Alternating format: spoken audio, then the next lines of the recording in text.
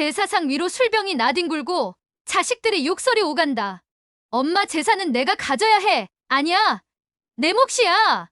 서로의 목덜미를 잡는 순간 방문이 삐걱 열리며 긴장감이 흐른다.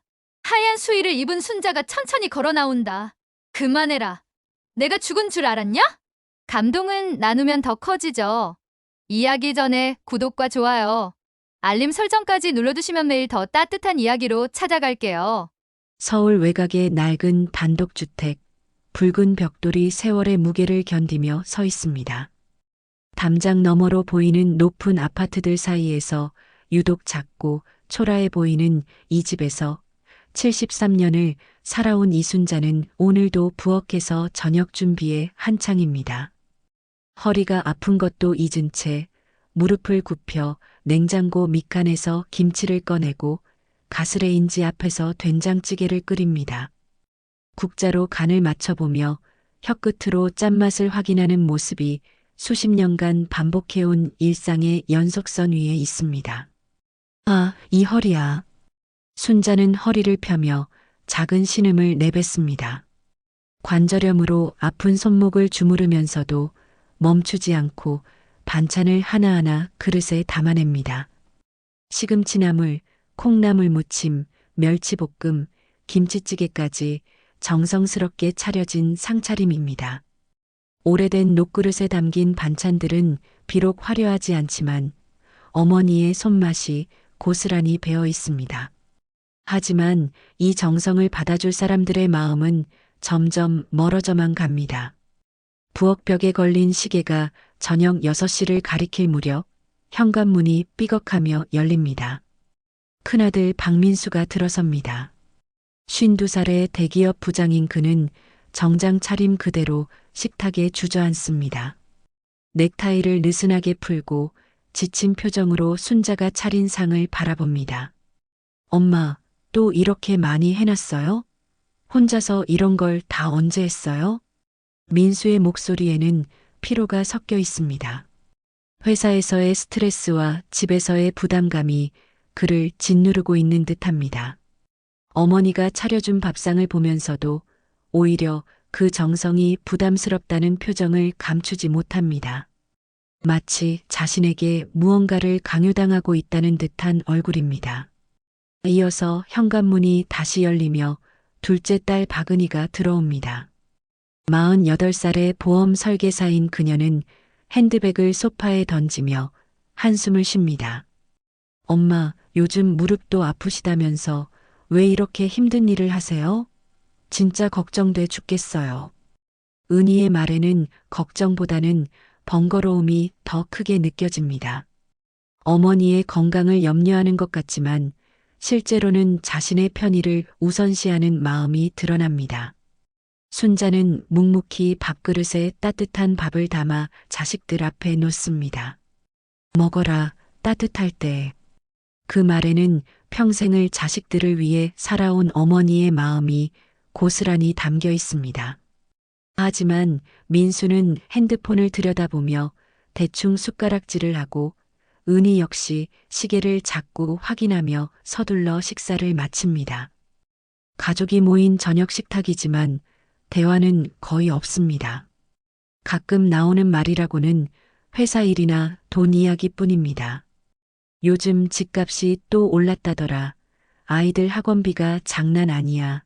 회사에서 구조조정 얘기가 나온데 같은 현실적인 이야기들만 오갑니다. 어머니의 안부를 묻거나 오늘 하루 어떻게 보냈는지 궁금해하는 자식은 아무도 없습니다. 엄마, 이제 정말 그만하세요. 나이도 많으신데 왜 이렇게 고생을 사서 해요? 민수가 짜증 섞인 목소리로 말합니다. 배달 음식 시켜 먹으면 되잖아요. 요즘 좋은 것도 많고 영양가도 괜찮다고 하던데. 은희도 맞장구를 칩니다. 맞아요, 엄마. 우리 걱정되니까 그러는 거예요. 엄마가 쓰러지기라도 하면 어떻게 해요? 하지만 순자의 귀에는 그 말들이 다르게 들립니다. 귀찮다, 부담스럽다, 이제 그만해라. 평생을 자식들을 위해 살아온 어머니에게 자식들의 이런 반응은 마음 깊은 곳을 아프게 찔러댑니다. 자식들이 걱정한다고 하지만 정작 그 걱정 속에는 진정한 사랑보다는 의무감과 번거로움이 더 크게 느껴집니다. 순자는 아무 말 없이 고개를 끄덕입니다. 알았다. 그 한마디에는 체념과 서운함이 함께 묻어 있습니다. 자식들을 위해 평생을 바쳐온 자신의 노력이 이제는 부담이 되어버린 현실을 받아들이는 쓸쓸한 승복입니다. 식사를 마친 자식들은 서둘러 자리를 뜹니다. 민수는 내일 일찍 나가야 해서요라며 방으로 들어가고 은희는 고객 약속이 있어서라며 현관문을 나섭니다. 항상 바쁘고 항상 어딘가로 떠나야 하는 자식들입니다. 어머니와 함께 보내는 시간은 점점 줄어들고 그나마 있는 시간마저도 형식적으로 흘러갑니다. 혼자 남은 순자는 텅 빈 식탁을 바라보며 깊은 한숨을 쉽니다. 자식들이 먹다 남긴 밥그릇과 반찬 그릇들이 어수선하게 놓여 있습니다. 정성스럽게 차린 상차림도 이제는 치워야 할 설거지거리가 되어버렸습니다.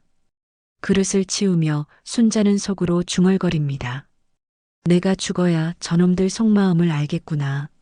설거지를 하는 동안에도 그 생각은 계속됩니다.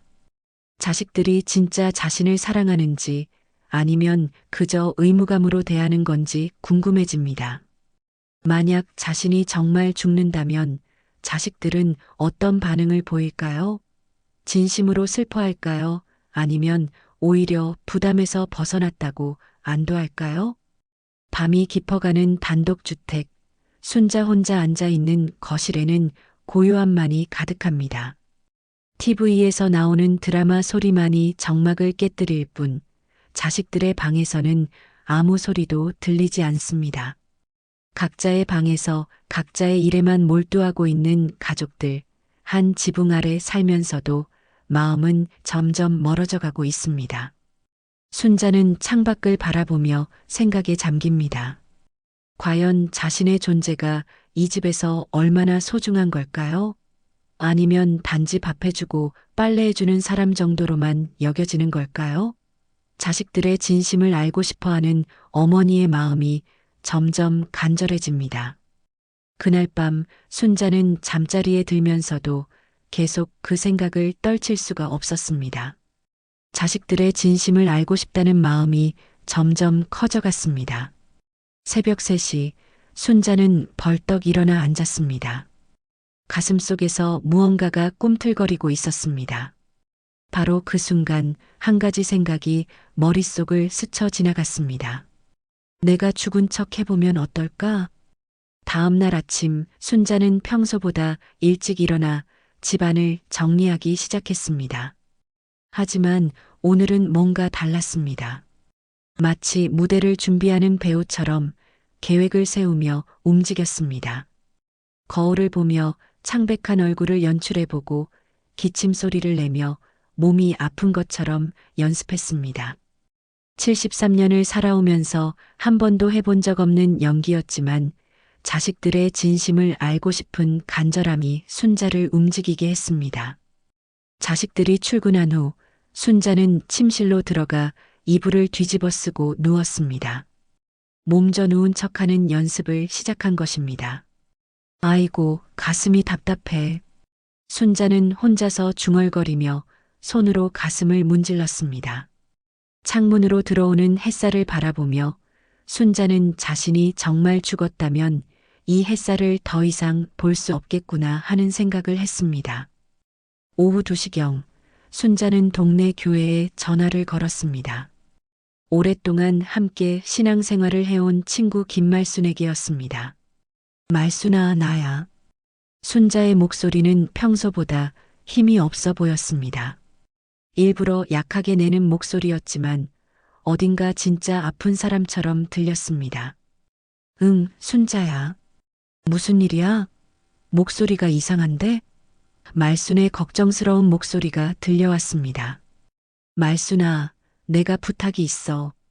순자는 잠시 망설이다가 입을 열었습니다. 이 말을 하는 순간 돌이킬 수 없다는 것을 알고 있었습니다.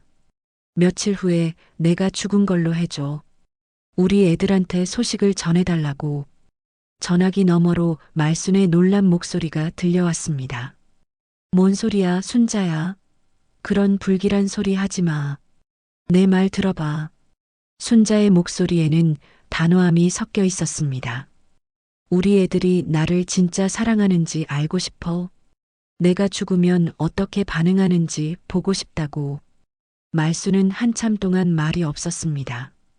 전화기 너머로 들리는 숨소리만이 두 사람 사이의 긴장감을 말해주고 있었습니다. 순자야, 그런 식으로 시험하는 게 옳은 일이야? 하지만 순자의 마음은 이미 굳어져 있었습니다. 제발이야, 말순아. 평생 친구 부탁이야. 나도 더 이상 참을 수가 없어. 내가 이 집에서 정말 필요한 사람인지 아니면 그냥 귀찮은 존재인지 알고 싶어. 순자의 목소리에는 절망감이 묻어 있었습니다. 말수는 친구의 간절한 마음을 느끼며 결국 마지못해 승낙했습니다. 알았어. 그런데 정말 조심해야 해. 이런 일로 큰일 나면 어떻게 해? 전화를 끊은 후 순자는 본격적으로 계획을 실행에 옮겼습니다. 먼저 침실에서 이불을 뒤집어 쓰고 누워있기 시작했습니다. 평소 건강했던 모습과는 달리 식사도 거의 하지 않고 물만 조금씩 마셨습니다. 화장실에 갈 때도 비틀거리며 걸었고 자식들 앞에서 자주 한숨을 쉬었습니다. 자식들이 퇴근할 시간이 되자 순자는 기침 소리를 내며 아픈 척했습니다. 어머, 엄마 왜 그러세요? 은희가 걱정스러운 목소리로 물었습니다. 어머니의 평소와 다른 모습에 놀란 것 같았습니다. 가슴이 답답하고 숨이 잘 안 쉬어져. 순자는 손으로 가슴을 움켜잡으며 말했습니다. 민수도 달려와 어머니의 이마에 손을 댔습니다.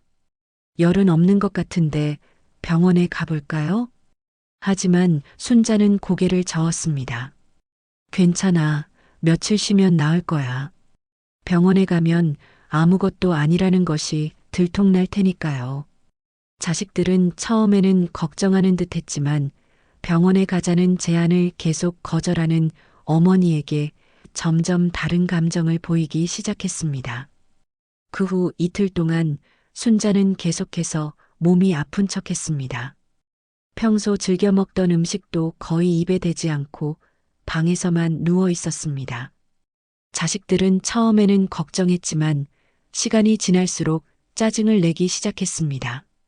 엄마, 정말 아프면 병원에 가야죠. 왜 고집을 피우세요? 민수의 목소리에는 피로감이 묻어 있었습니다. 우리도 일하느라 바쁜데 이렇게 걱정만 끼치시면 어떻게 해요? 은희도 마찬가지였습니다. 엄마, 진짜 답답해요. 아프면 치료를 받으셔야죠. 그냥 누워만 있으면 뭐가 달라져요? 자식들의 반응을 지켜보며 순자는 마음이 더욱 복잡해졌습니다. 걱정보다는 귀찮아하는 기색이 더 짙었습니다. 이미 계획을 시작한 순자는 되돌릴 수가 없었습니다. 3일째 되는 날 오전 말순에게서 전화가 왔습니다. 순자야, 정말 해도 되는 거야?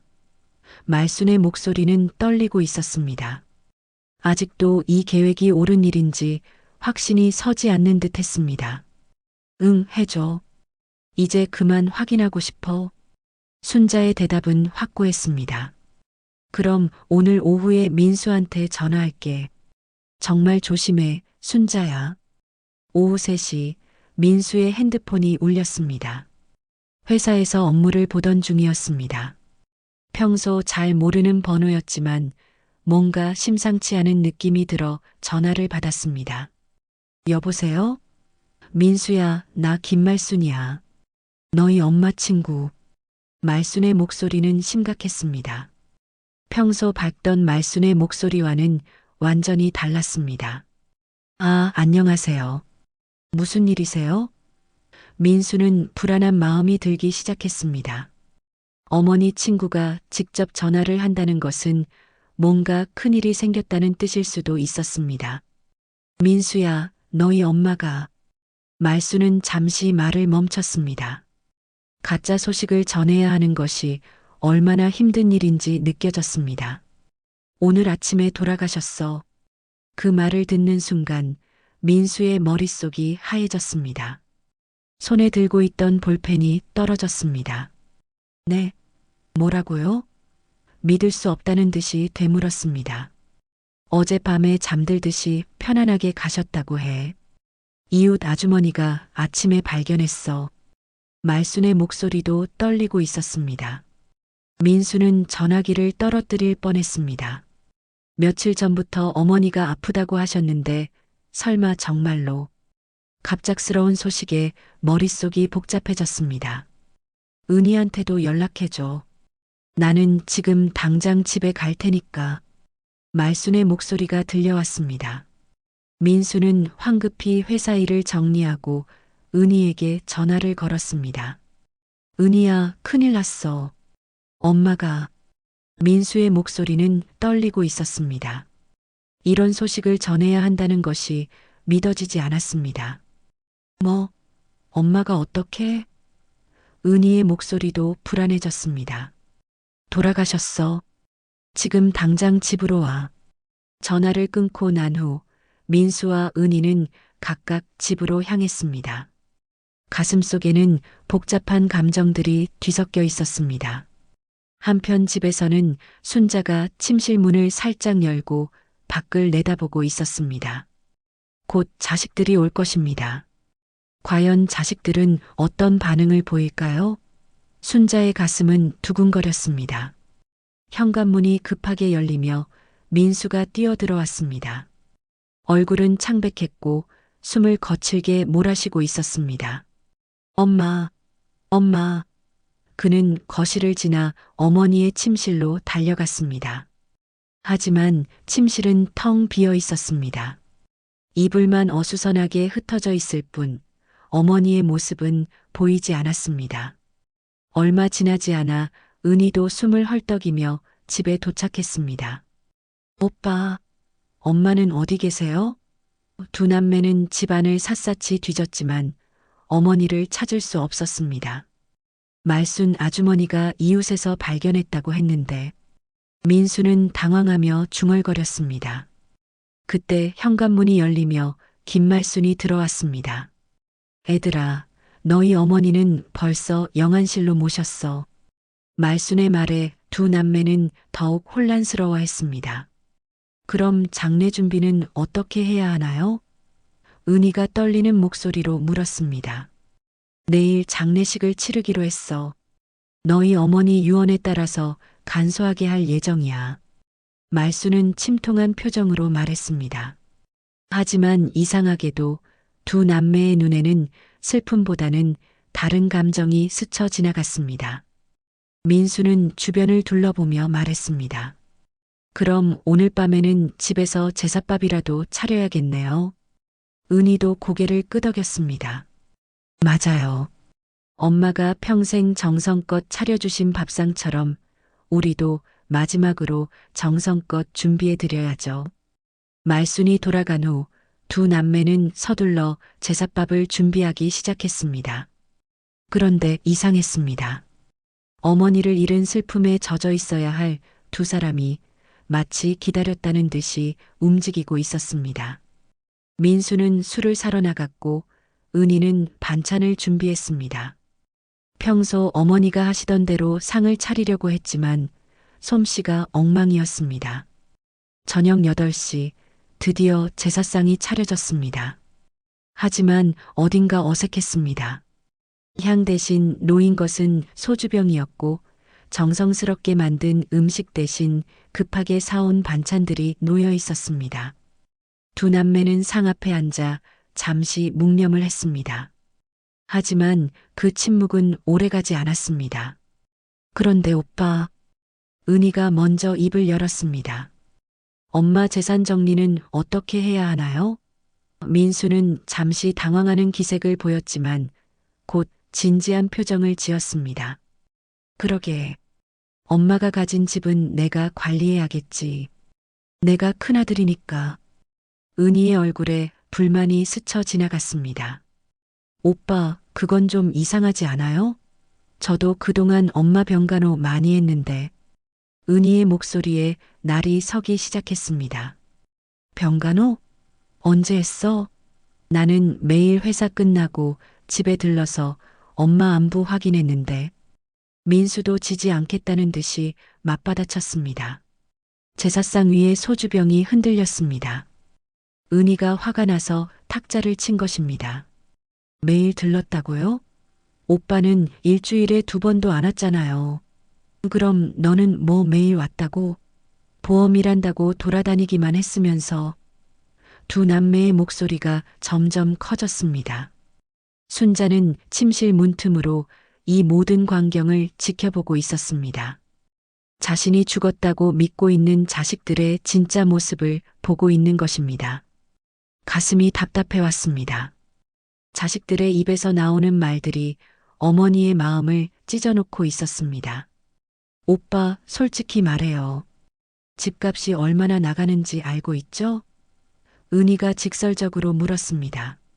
이 동네 집값이 많이 올랐다던데 최소 10억은 넘을 거 아니에요? 민수의 눈빛이 번뜩였습니다. 그래서 내가 관리해야 한다는 거야. 너는 시집가서 남의 집 사람이잖아. 남의 집 사람이라고요? 은희의 목소리가 날카로워졌습니다. 저도 엄마 딸인데 왜 남의 집 사람이에요? 오빠야말로 결혼하고 나서 엄마한테 신경도 안 썼으면서. 제사상 위의 음식들이 점점 식어가고 있었습니다. 하지만 두 남매는 음식보다는 재산 이야기에만 집중하고 있었습니다. 은희야, 현실적으로 생각해봐. 내가 회사에서 부장까지 올라간 건 다 이 집 때문이야.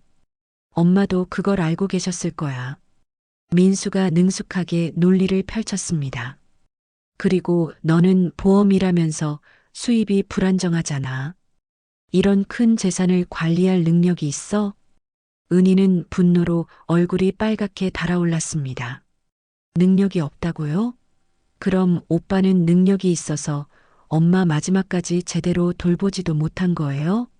날카로운 말이 오갔습니다. 제사상은 이미 의미를 잃어버렸고 두 남매 사이에는 돈에 대한 욕심만이 가득했습니다. 야, 그런 식으로 말하지 마. 민수가 소리를 쳤습니다. 내가 언제 엄마를 제대로 안 돌봤다고 그래? 그럼 엄마가 아프다고 하실 때 병원 한번 제대로 모셔드렸어요? 아니면 그냥 혼자 알아서 하라고 했죠? 은희도 지지 않겠다는 듯이 소리쳤습니다. 순자는 문틈으로 이 모든 것을 지켜보며 눈물을 흘렸습니다. 자신이 죽었다고 생각하는 자식들이 보여주는 진짜 모습이었습니다. 슬픔은 온데간데였고 오직 재산에 대한 욕심만이 가득했습니다. 평생을 자식들을 위해 살아온 어머니의 죽음 앞에서도 자식들의 관심사는 돈뿐이었습니다. 오빠, 정말 실망이에요. 은희가 차가운 목소리로 말했습니다. 엄마 장례식도 제대로 치르기 전에 재산 얘기부터 하는 오빠를 보니까 정말 한심해요. 너도 마찬가지잖아. 누가 먼저 재산 얘기 꺼냈는데? 민수도 감정이 격해졌습니다. 제사상 위의 촛불이 바람에 흔들렸습니다. 마치 돌아가신 어머니의 영혼이 자식들의 모습을 보고 한숨을 쉬는 것 같았습니다. 하지만 두 남매는 그런 것도 모른 채 계속해서 서로를 비난하고 있었습니다. 그럼 유언장이라도 있나 확인해 봐야겠네. 민수가 일어나며 말했습니다. 엄마가 어디에 중요한 서류들을 보관하셨는지 알아? 은희도 고개를 저었습니다. 몰라요. 평소에 그런 얘기 안 하셨잖아요. 두 사람은 집안을 뒤지기 시작했습니다. 그 순간이었습니다. 침실 문이 천천히 열렸습니다. 하얀 수의를 입은 순자가 걸어 나오기 시작했습니다. 두 남매는 등을 돌리고 서류를 찾고 있어서 아직 어머니의 등장을 눈치채지 못했습니다. 순자는 조용히 거실로 걸어 나와 제사상 앞에 서서 자식들의 뒷모습을 바라보았습니다. 그만해라. 순자의 목소리가 고요한 거실에 울려 퍼졌습니다. 두 남매는 깜짝 놀라 뒤돌아봤습니다. 그리고는 믿을 수 없다는 표정으로 어머니를 바라보았습니다. 내가 죽은 줄 알았냐? 엄마. 민수와 은희는 동시에 소리쳤습니다. 하지만 그 소리에는 기쁨보다는 당황스러움이 더 크게 묻어 있었습니다. 두 사람은 마치 유령을 본 것처럼 뒷걸음질을 쳤습니다. 엄마, 살아계셨어요? 은희의 목소리는 떨리고 있었습니다. 방금 전까지 어머니의 재산을 두고 다투던 자신들의 모습이 들켜버린 것입니다. 순자는 천천히 제사상 앞으로 걸어갔습니다. 하얀 수의를 입은 모습이 정말 저승에서 돌아온 것처럼 보였습니다. 살아있다고? 순자의 목소리는 차가웠습니다. 너희가 보기에는 내가 이미 죽은 것 같던데? 순자는 제사상을 내려다보았습니다. 향 대신 놓인 소주병, 성의 없이 사온 반찬들, 그리고 식어버린 음식들이 눈에 들어왔습니다. 엄마, 무슨 말씀을? 민수가 말을 시작했지만 순자가 손을 들어 막았습니다. 조용히 해라. 내가 다 들었다. 순자의 눈빛이 싸늘했습니다. 죽은 척 해봤더니 너희 속이 훤히 보이더라. 그 말을 듣는 순간 두 남매의 얼굴이 창백해졌습니다. 어머니가 모든 것을 지켜보고 있었다는 사실을 깨달은 것입니다. 엄마가 죽은 척을 하셨다고요? 은희가 믿을 수 없다는 듯이 물었습니다. 왜 그런 짓을 하신 거예요? 하지만 순자는 대답하지 않았습니다. 대신 제사상에 놓인 소주병을 집어들었습니다. 이게 뭐냐? 순자의 목소리에는 분노가 섞여 있었습니다. 내 제사상에 향도 안 피우고 술병을 올려놨느냐? 민수는 당황하며 변명하기 시작했습니다. 엄마, 그건 급하게 준비하느라. 급하게? 순자가 민수의 말을 끊었습니다. 너희가 급한 건 내 제사가 아니라 내 재산이었잖아. 순자는 제사상의 음식들을 하나하나 가리키며 말했습니다. 이것 봐라. 마트에서 사온 김치, 컵반찬으로 사온 나물들. 이게 너희가 평생 키워준 어미한테 해주는 마지막 정성이냐? 은희의 얼굴이 빨갛게 달아올랐습니다. 엄마, 그럼 왜 그런 장난을 치신 거예요? 저희가 얼마나 놀랐는지 알아요? 하지만 순자는 냉소적으로 웃었습니다. 놀랐다고? 슬픈 게 아니라 놀랐다고 하는구나. 순자는 두 자식을 번갈아 바라보았습니다. 너희가 놀란 건 내가 죽어서가 아니라 재산 얘기하는 걸 들켜서겠지. 민수가 화를 내며 소리쳤습니다. 엄마, 그렇게 말씀하시면 안 되죠. 저희가 엄마를 사랑하지 않는다는 뜻이에요? 사랑? 순자가 비웃었습니다. 방금 전에 누가 10억짜리 집 얘기를 했는지 내가 다 들었어. 그게 사랑이냐? 순자의 목소리는 점점 커져갔습니다. 내가 죽었다고 생각하는 순간부터 너희 입에서 나온 건 돈 얘기뿐이었어. 은희가 눈물을 글썽이며 말했습니다. 엄마, 그건 현실적으로 생각해서 그런 거예요. 장례비도 들고 정리할 것도 많잖아요. 하지만 순자는 고개를 저었습니다. 정리할 것이 많다고? 그럼 내가 죽으면 너희한테는 정리해야 할 짐덩어리였다는 말이냐? 순자의 말에 두 남매는 할 말을 잃었습니다. 엄마, 그런 뜻이 아니에요. 민수가 다급하게 말했습니다. 저희도 갑작스러운 일이라 당황해서 재산 분배 얘기부터 했다는 거냐? 순자가 민수의 말을 끊었습니다. 내가 죽었다는 소식을 듣고 첫 번째로 한 생각이 뭐였어? 슬픔이었어? 아니면 돈이었어? 두 남매는 대답할 수 없었습니다. 어머니의 지적이 정확했기 때문입니다. 정말로 첫 번째 생각은 슬픔이 아니라 어머니가 남긴 재산에 대한 것이었습니다. 순자는 그런 자식들의 표정을 보며 더욱 실망했습니다. 그런데 말이다. 순자가 침착하게 말했습니다. 너희가 그렇게 원하던 집문서 얘기를 해볼까? 그 말을 듣는 순간 두 남매의 눈빛이 번뜩였습니다. 여전히 돈에 대한 관심을 숨기지 못하는 모습이었습니다. 엄마, 그럼 집문서는 어디 있습니까? 민수가 조심스럽게 물었습니다. 순자는 차가운 눈빛으로 민수를 바라보았습니다. 집문서가 어디 있는지 궁금하냐? 네, 엄마. 나중에 상속 절차도 밟아야 하고. 민수의 말을 들으며 순자는 한숨을 쉬었습니다. 어머니가 죽은 척까지 해가며 시험해 본 결과 자식들의 마음속에는 정말로 돈밖에 없다는 것을 확인한 것입니다. 상속 절차? 순자가 웃었습니다. 내가 살아있는데 무슨 상속 절차야? 하지만 은희가 끼어들었습니다. 엄마, 그래도 미리 정리해 두시는 게 좋잖아요. 나중에 문제 생기면 복잡해져요. 은희의 말에도 여전히 재산에 대한 욕심이 드러나고 있었습니다. 순자는 두 자식을 차례로 바라보았습니다. 너희는 정말... 순자의 목소리가 떨렸습니다. 내가 죽었다고 생각하는 순간부터 지금까지 단 한 번도 진심으로 슬퍼하지 않았구나. 순자의 눈에 눈물이 맺혔습니다.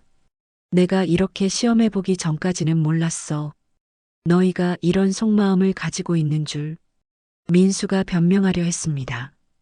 엄마, 저희가 슬프지 않았던 게 아니에요. 단지 뭐? 순자가 날카롭게 물었습니다. 단지 돈이 더 중요했다는 거냐? 민수는 할 말을 찾지 못했습니다.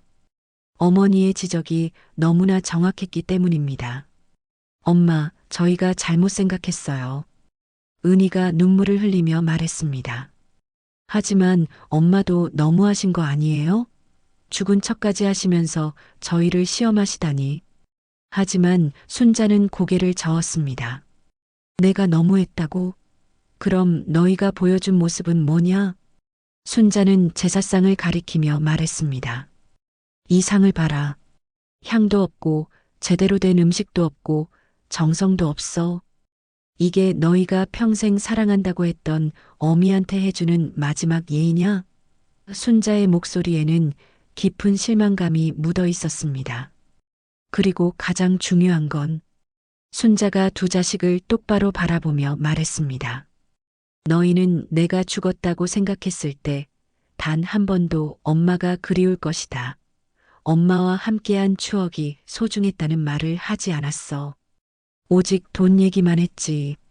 그 말을 듣는 순간 두 남매는 자신들의 진짜 모습을 깨달았습니다. 순자는 두 자식의 당황한 표정을 한참 바라보다가 천천히 침실 쪽으로 걸어갔습니다. 잠깐만 기다려라.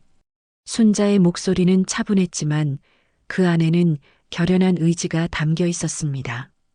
민수와 은희는 서로를 바라보며 불안해했습니다. 어머니가 무엇을 꺼내올지 예상할 수 없었기 때문입니다. 잠시 후 순자는 손에 낡은 서류 봉투를 들고 나왔습니다. 봉투는 오래되어 보였고 겉면에는 중요 서류라고 순자의 손글씨로 적혀 있었습니다. 이게 뭔지 알겠냐? 순자가 봉투를 흔들며 물었습니다. 봉투 안에서 서류가 바스락거리는 소리가 났습니다. 민수와 은희의 눈빛이 동시에 봉투에 집중되었습니다. 두 사람의 마음속에는 같은 생각이 떠올랐습니다. 집문서일까? 통장이나 예금 관련 서류일까? 순자는 그런 자식들의 표정을 놓치지 않았습니다. 여전히 돈에 대한 생각밖에 없다는 것을 확인한 것입니다. 이게 니들 눈에 보이냐? 순자가 봉투를 두 자식 앞에 흔들어 보였습니다. 내 재산 말이야. 그 말을 듣는 순간 민수와 은희의 눈빛이 번뜩였습니다.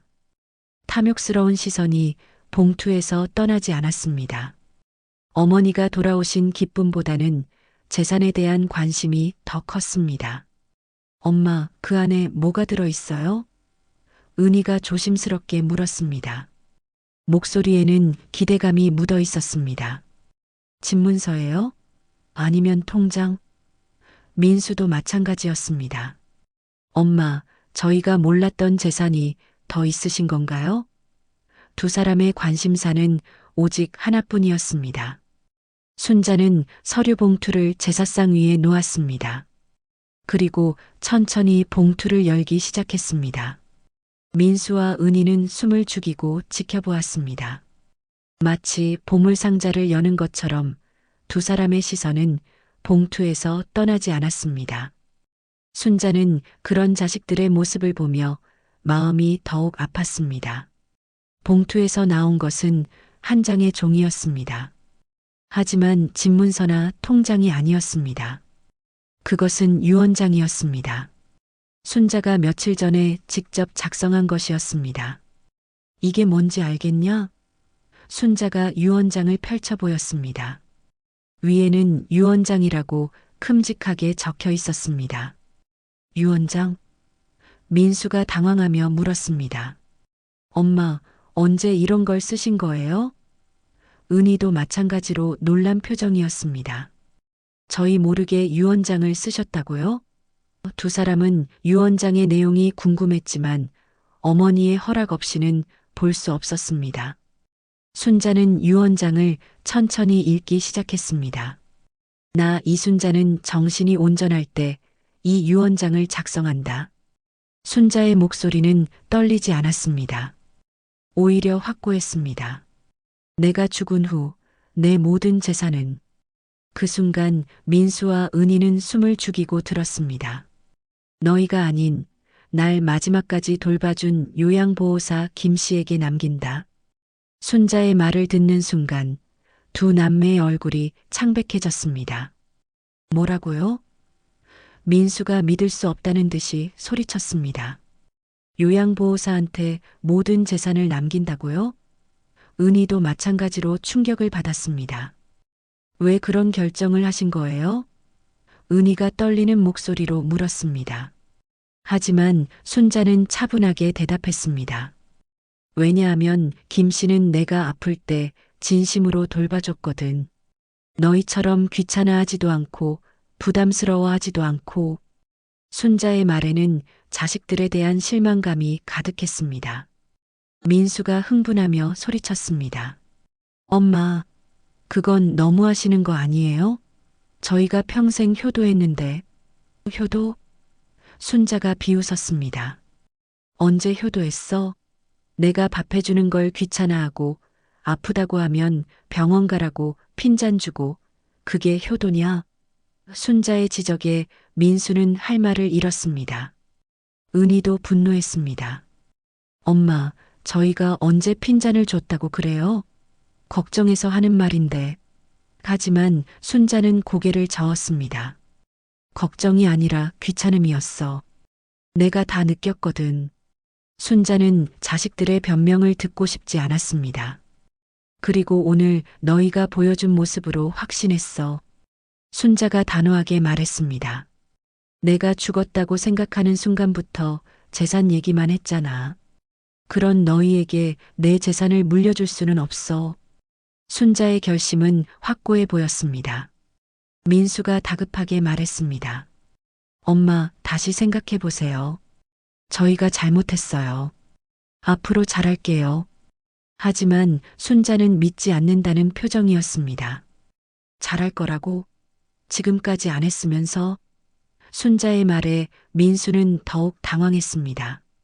은희도 마찬가지로 절망했습니다. 엄마, 그럼 저희는 어떻게 살라고 그러세요? 이 집도 저희 추억이 담긴 곳인데. 하지만 순자는 냉정했습니다. 추억?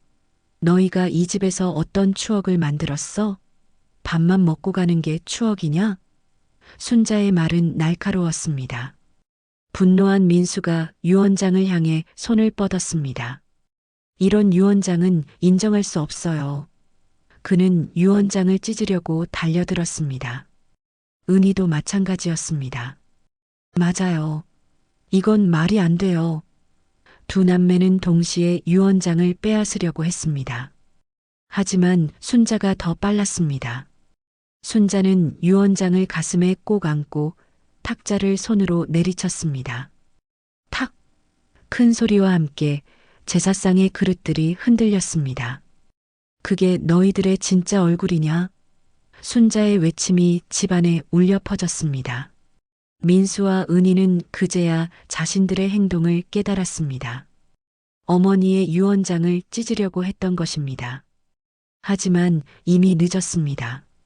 순자는 두 자식을 바라보며 깊은 실망감을 드러냈습니다. 이게 내가 평생 키운 자식들이냐? 엄마. 민수가 떨리는 목소리로 말했습니다. 저희가 순간 화가 나서. 하지만 순자는 듣고 싶지 않다는 듯이 손을 저었습니다. 순간이 아니야. 이게 너희 본성이야. 순자의 말에는 절망감이 묻어 있었습니다. 평생을 너희 위해 살았는데. 순자의 목소리가 떨렸습니다. 결국 너희 가슴에는 돈밖에 없구나. 그 말을 들으며 민수와 은희는 뒤늦은 후회를 느꼈습니다. 하지만 이미 어머니의 마음은 돌이킬 수 없을 만큼 상해 있었습니다.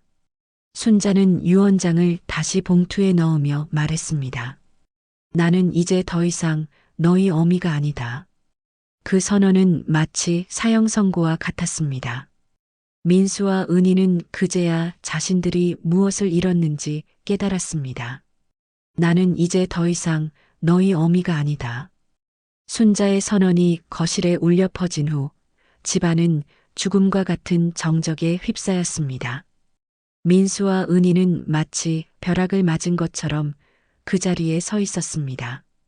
어머니의 입에서 나온 그 말이 얼마나 무서운 의미인지 이제야 깨닫기 시작했습니다.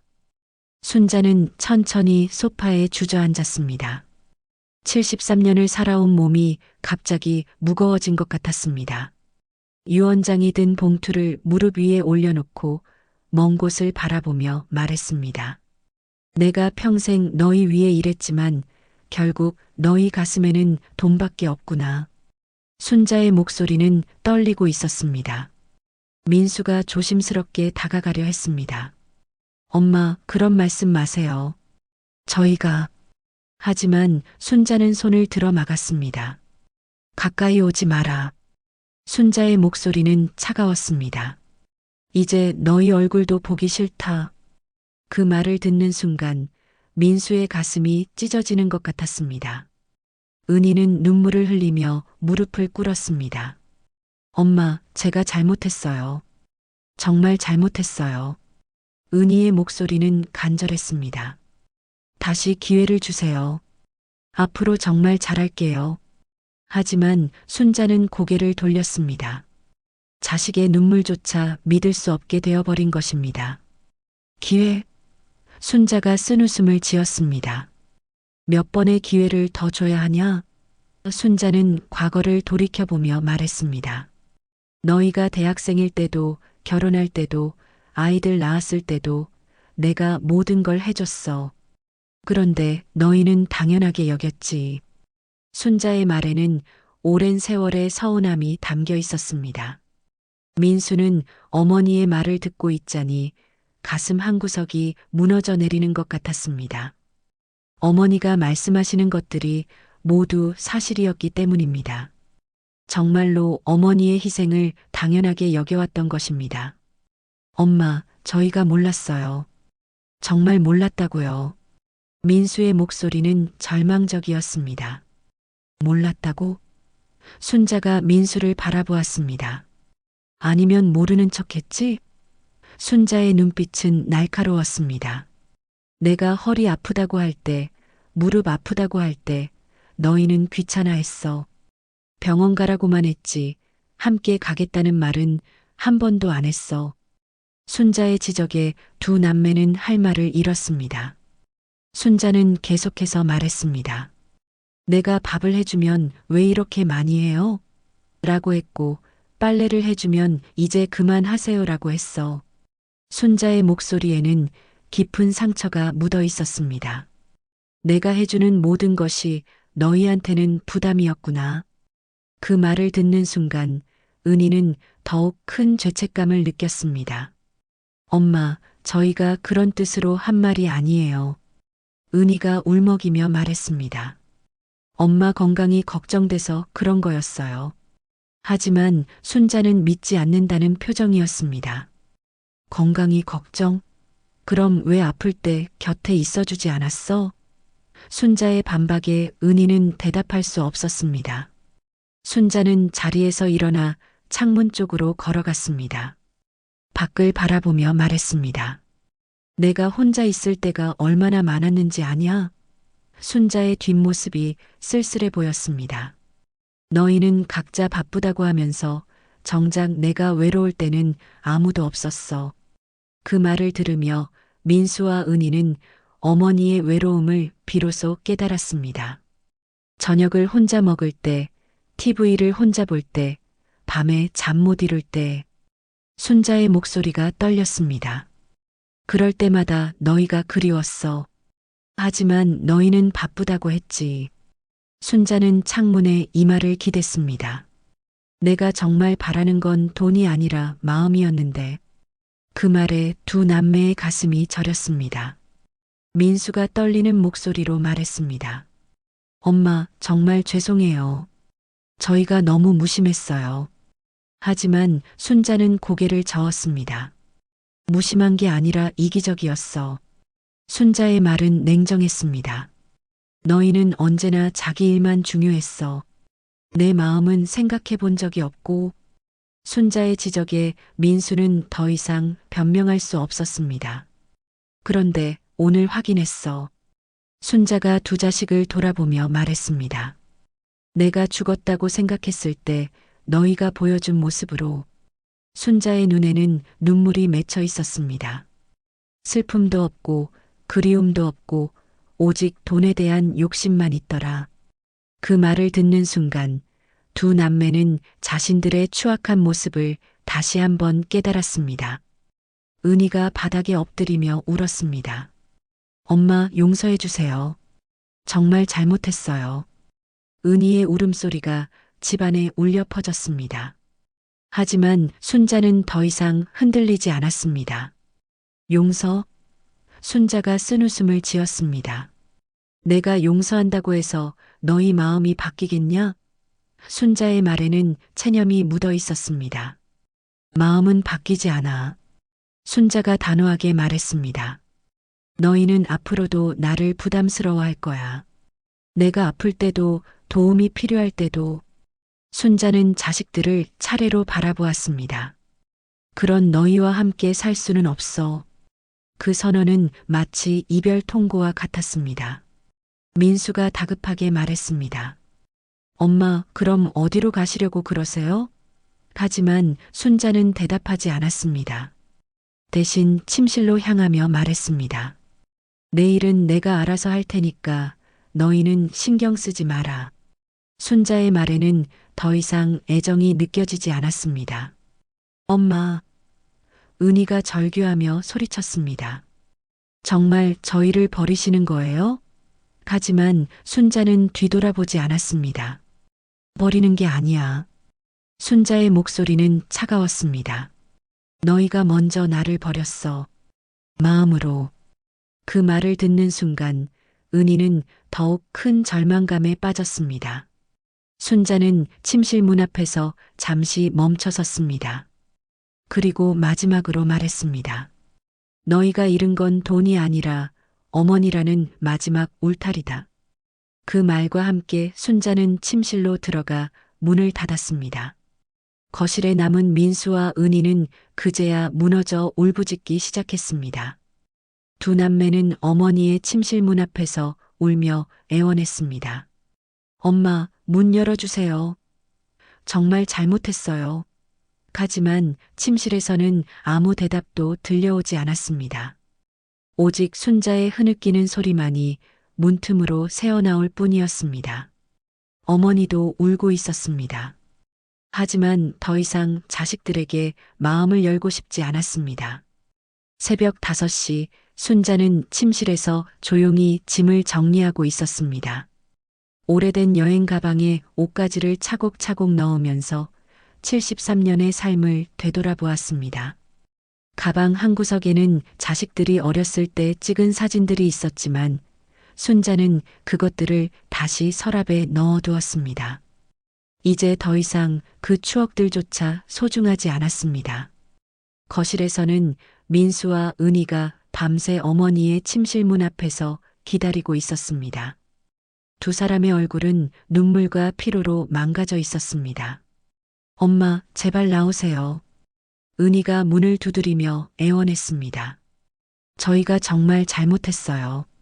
하지만 침실에서는 여전히 아무 대답이 없었습니다.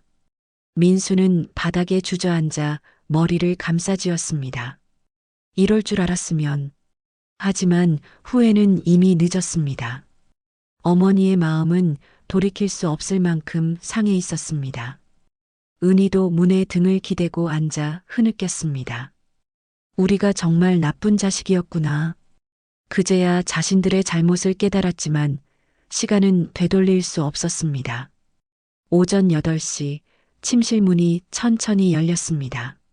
순자가 여행 가방을 끌고 나왔습니다. 깔끔하게 정리된 모습이었지만 얼굴에는 결연한 의지가 서려 있었습니다. 민수와 은희는 황급히 일어나 어머니를 막아섰습니다. 엄마, 어디 가시는 거예요? 민수가 다급하게 물었습니다. 내 갈 곳은 내가 정할 일이야. 순자의 목소리는 차분했지만 단단했습니다. 너희는 신경 쓸 필요 없어. 순자는 자식들을 밀어내고 현관으로 향했습니다. 하지만 은희가 앞을 막아섰습니다. 엄마, 안 돼요. 이렇게 갈 수는 없어요. 은희의 목소리는 절망적이었습니다. 왜 안 되는데? 순자가 차가운 눈빛으로 은희를 바라보았습니다.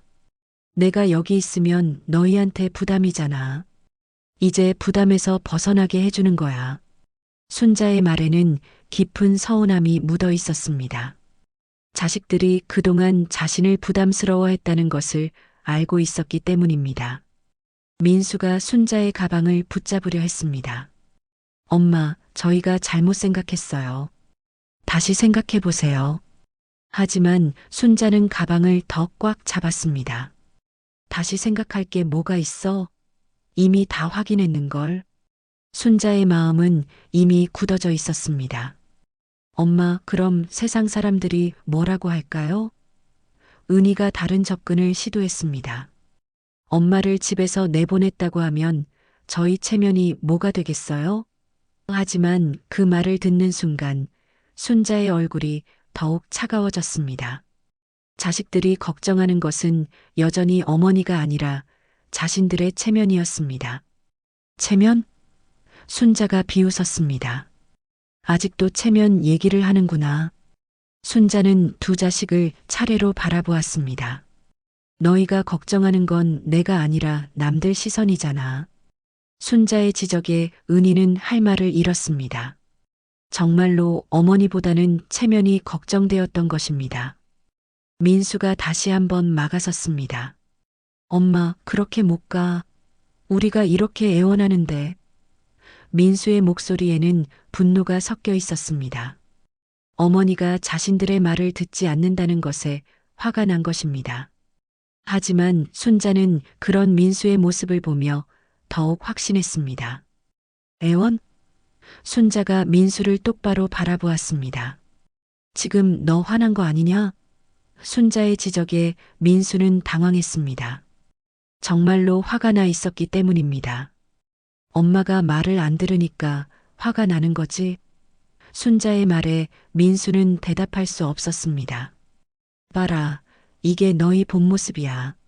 순자가 냉소적으로 웃었습니다. 내가 너희 뜻대로 안 하니까 화내는 거잖아. 순자는 민수를 밀어내고 현관문으로 향했습니다.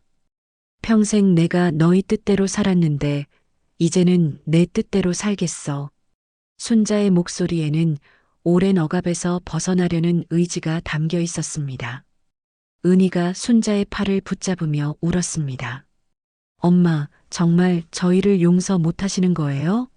하지만 순자는 팔을 뿌리쳤습니다. 용서할 게 뭐가 있어? 너희는 잘못했다고 생각하지도 않잖아. 순자의 말에 은희는 더욱 절망했습니다. 아니에요. 저희가 정말 잘못했다고 생각해요. 은희가 필사적으로 외쳤습니다.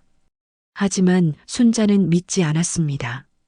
지금은 그렇게 말하지만 시간이 지나면 다시 예전대로 될 거야.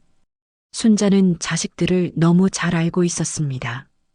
내가 다시 밥해주고 빨래해주면 또 당연하게 여길 거 아니야? 민수가 마지막으로 소리쳤습니다. 엄마, 정말 이렇게 가시는 거예요? 저희 완전히 버리시는 거예요? 하지만 순자는 현관문 손잡이를 잡으며 대답했습니다. 버리는 게 아니야. 자유로워지는 거야. 순자의 목소리에는 해방감이 묻어 있었습니다. 자유. 은희가 믿을 수 없다는 듯이 물었습니다. 저희가 엄마를 올감했다는 뜻이에요? 순자는 고개를 끄덕였습니다. 그래. 너희 눈치 보느라, 너희 비위 맞추느라 내 인생이 없었어. 순자의 고백에 두 남매는 충격을 받았습니다. 순자는 현관문을 열며 마지막으로 말했습니다. 너희가 잃은 건 돈이 아니라 어머니라는 마지막 울타리다. 그 말과 함께 순자는 집을 나서기 시작했습니다. 비가 내리고 있는 골목길이 순자를 맞이했습니다. 하지만 순자는 주저하지 않고 걸어나갔습니다. 엄마. 민수와 은희가 동시에 소리쳤습니다. 하지만 순자는 뒤돌아보지 않았습니다. 빗속을 걸어가는 순자의 뒷모습이 점점 멀어져 갔습니다. 두 남매는 현관 앞에서 그 모습을 바라보며 울부짖었습니다. 하지만 이미 늦었습니다. 순자는 골목 끝에서 한번 뒤돌아보았습니다. 집에서 울고 있는 자식들의 모습이 보였습니다. 순간 마음이 흔들렸지만 곧 고개를 돌렸습니다. 더 이상 돌아갈 수 없었습니다. 자식들이 보여준 진짜 모습을 확인한 이상 예전과 같은 관계로 돌아갈 수는 없었습니다. 빗속을 걸어가며 순자는 생각했습니다. 이제 정말 자유로워졌다. 더 이상 자식들의 눈치를 보며 살지 않아도 되는 것입니다. 비록 외롭겠지만 그것이 진짜 자신의 인생일 것입니다. 순자의 발걸음은 단단했습니다. 순자가 집을 떠난 지 일주일이 지났습니다. 민수와 은희는 어머니를 찾기 위해 동네를 샅샅이 뒤졌지만 아무런 소식을 들을 수 없었습니다. 교회 친구 김말순에게 물어봐도 모른다는 대답뿐이었습니다. 사실 말순도 순자가 어디로 갔는지 정확히 알지 못했습니다. 순자는 떠나기 전 말순에게 걱정하지 말라는 말만 남기고 연락을 끊었기 때문입니다. 집에 남은 두 남매는 서로를 원망하며 싸우기 시작했습니다. 네가 그때 재산 얘기를 먼저 꺼내지 않았으면. 민수가 은희를 비난했습니다. 오빠도 마찬가지였잖아요. 집 관리는 내가 한다고 하면서. 은희도 지지 않겠다는 듯이 맞받아쳤습니다. 어머니가 없는 집에서 두 남매는 계속해서 서로를 탓하며 지냈습니다. 한편 순자는 시내의 한 요양원에 자리를 잡았습니다. 평생 모아둔 적금으로 요양원비를 내고 작은 방 하나를 얻어 살기 시작했습니다. 요양원에서 일하는 요양보호사 김 씨는 순자의 상황을 듣고 마음 아파했습니다. 어머님, 자식들이 그럴 리가 없을 텐데요. 하지만 순자는 담담하게 대답했습니다. 사람 마음이란 게 그런 거야. 요양원에서의 생활은 예상보다 평온했습니다. 순자는 다른 어르신들과 함께 텔레비전을 보고 산책을 하며 시간을 보냈습니다.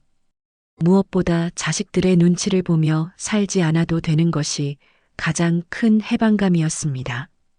이렇게 살 수도 있구나. 순자는 처음으로 자신만의 시간을 가질 수 있게 되었습니다. 하지만 몸은 점점 약해져 갔습니다. 오랜 세월 자식들을 위해 살아오면서 쌓인 피로와 스트레스, 그리고 최근의 충격이 순자의 건강을 급속히 악화시켰습니다. 식사량도 줄어들고 밤에도 잠을 제대로 이루지 못했습니다. 요양보호사 김 씨는 순자의 상태를 걱정하며 자주 찾아와 돌봐주었습니다. 2달이 지났을 무렵 순자의 몸은 더욱 쇠약해졌습니다. 어느 날 아침 순자는 침대에서 일어나지 못했습니다. 김 씨가 방문했을 때 순자는 이미 의식을 잃은 상태였습니다. 급히 병원으로 옮겨졌지만 의사는 고개를 저었습니다. 이미 많이 늦었습니다. 마음의 준비를 하시는 게 좋겠습니다. 병원에서 김 씨는 순자의 유언을 들었습니다. 내 재산은 정말 김 씨에게 남기고 싶어. 유언장도 이미 공증을 받았으니까 걱정하지 마. 순자의 목소리는 약했지만 확고했습니다. 그리고 내가 죽으면 자식들한테는 알리지 마. 어차피 와봤자 또 재산 얘기만 할 테니까. 김 씨는 눈물을 흘리며 순자의 손을 잡았습니다. 이틀 후 순자는 조용히 숨을 거두었습니다. 마지막까지 김 씨가 곁에 있어 주었습니다. 순자의 얼굴은 평온해 보였습니다. 마치 오랜 짐을 내려놓은 것처럼 편안한 표정이었습니다. 김 씨는 순자의 유언에 따라 간소한 장례를 준비했습니다. 자식들에게는 알리지 않기로 했습니다. 며칠 후 동네 신문 부고란에 작은 기사가 실렸습니다. 이순자 씨 별세, 장례는 요양원 장례식장에서 조촐히 치러질 예정. 우연히 이 기사를 본 이웃 아주머니가 민수에게 알려주었습니다. 너희 어머니가 돌아가셨다는데 너희는 몰랐냐? 그 말을 듣는 순간 민수의 다리에 힘이 빠졌습니다. 민수는 급히 은희에게 연락했습니다. 엄마가 돌아가셨어. 전화를 받은 은희도 믿을 수 없었습니다. 그럴 리가 없어요. 분명 살아계실 거예요. 하지만 현실이었습니다. 2 남매는 황급히 장례식장으로 향했습니다. 장례식장에 도착했을 때 이미 장례는 거의 끝나가고 있었습니다. 관 앞에는 김 씨와 몇몇 요양원 직원들, 그리고 이웃 몇 명만이 앉아 있었습니다. 민수와 은희가 들어오자 사람들의 시선이 차가워졌습니다. 자식들이 이제야 오네. 누군가 작은 목소리로 중얼거렸습니다. 김 씨가 2 남매에게 다가왔습니다. 어머님께서 연락하지 말라고 하셨어요. 김 씨의 목소리는 차가웠습니다. 마지막까지도 자식들 걱정하지 말라고 하시면서 그 말을 들으며 민수와 은희는 가슴이 찢어지는 것 같았습니다. 어머니가 정말로 자신들을 포기하셨다는 것을 깨달았습니다. 순자의 관 위에는 오래된 사진 한 장이 올려져 있었습니다. 젊은 시절 2 자식을 품에 안고 활짝 웃던 모습이었습니다. 하지만 사진 한쪽 모서리에는 순자가 직접 적은 붉은 글씨가 선명했습니다. 너희에게 어머니는 이미 죽었다. 그러니 이제 나도 너희를 모른다. 그 글씨를 본 순간 민수와 은희는 무너져 내렸습니다. 어머니의 마지막 메시지였습니다. 정말로 모든 것이 끝났다는 것을 알려주는 메시지였습니다. 2 남매는 관 앞에 무릎을 꿇고 울었습니다. 엄마, 용서해 주세요. 정말 잘못했어요. 하지만 이미 늦었습니다. 김 씨가 2 남매에게 봉투 하나를 건넸습니다. 어머님이 마지막에 이것도 전해달라고 하셨어요. 봉투 안에는 공증된 유언장이 들어 있었습니다. 정말로 모든 재산을 김 씨에게 남긴다는 내용이었습니다. 그리고 마지막에는 이런 글이 적혀 있었습니다. 내가 진짜 사랑받고 싶었던 건 돈 때문이 아니었다. 장례가 끝나고 사람들이 하나둘 떠났습니다. 마지막까지 남은 것은 민수와 은희뿐이었습니다. 텅 빈 장례식장에서 2 남매는 어머니의 관을 바라보며 후회했습니다. 하지만 아무리 후회해도 시간은 되돌릴 수 없었습니다. 관이 화장장으로 떠날 때 민수와 은희는 뒤따라갔습니다. 하지만 김 씨가 막았습니다. 어머님께서 자식들은 오지 말라고 하셨어요. 결국 두 남매는 어머니의 마지막 길도 함께하지 못했습니다. 화장장으로 향하는 연구차를 바라보며 두 사람은 그제야 무엇을 잃었는지 깨달았습니다. 집으로 돌아온 두 남매는 텅 빈 집에서 서로를 바라보았습니다. 어머니가 없는 집은 너무나 차가웠습니다. 어머니의 온기가 사라진 집에서 두 사람은 비로소 어머니의 소중함을 깨달았습니다. 하지만 이미 모든 것이 끝났습니다. 저녁 무렵 촛불 하나가 장례식장에서 조용히 꺼졌습니다. 마치 이순자라는 한 사람의 인생이 완전히 마감되는 것처럼. 그리고 어딘가에서는 두 자식이 평생 짊어져야 할 후회와 죄책감이 시작되고 있었습니다. 당신의 하루에 작은 감동이 되었다면 구독과 좋아요로 함께 걸어주세요. 다음 이야기도 따뜻하게 준비해 두겠습니다.